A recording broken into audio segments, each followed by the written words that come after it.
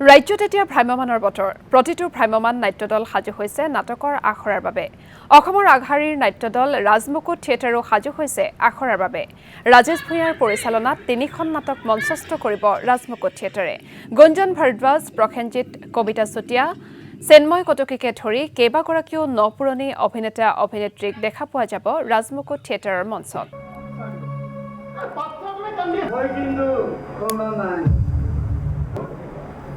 মোৰ চকুৰ আগত নাই তথাপি মোৰ চকুৰ আগত কিয় জানো মোৰ ভাইটি এটা পৰ্যটন মাৰি বীৰত্বৰ প্ৰদৰ্শন চিৰদিনৰ বাবে বহুত চকু পানী পেলাইছো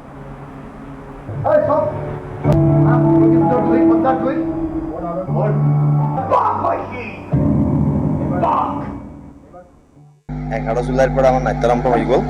তো এতিয়া আমাৰ মহাৰণৰ বলীয়া ঘোঁৰা অভিজিৎ ভট্টাচাৰ্য ৰচনাৰে ৰাজেশ ভূঞাৰ পৰিচালনাৰে মহাৰণৰ বলীয়া ঘোঁৰাৰ মিউজিক গাথা হৈ গ'ল এতিয়া আমি ষ্টেজত উঠিম কাইলৈৰ পৰা এইবাৰ সকলোৱে গম পাইছে যে আমাৰ ৰাজমুকুট থিয়েটাৰৰ যিটো ষ্টাফ এটা খুবেই ষ্ট্ৰং থিয়েটাৰ প্ৰসেনজিৎ আছে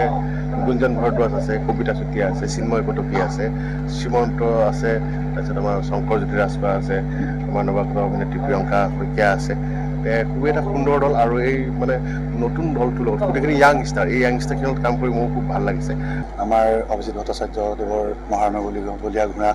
ৰাজেশ দাৰ পৰিচালনাৰে আমি আখৰা কৰি আছোঁ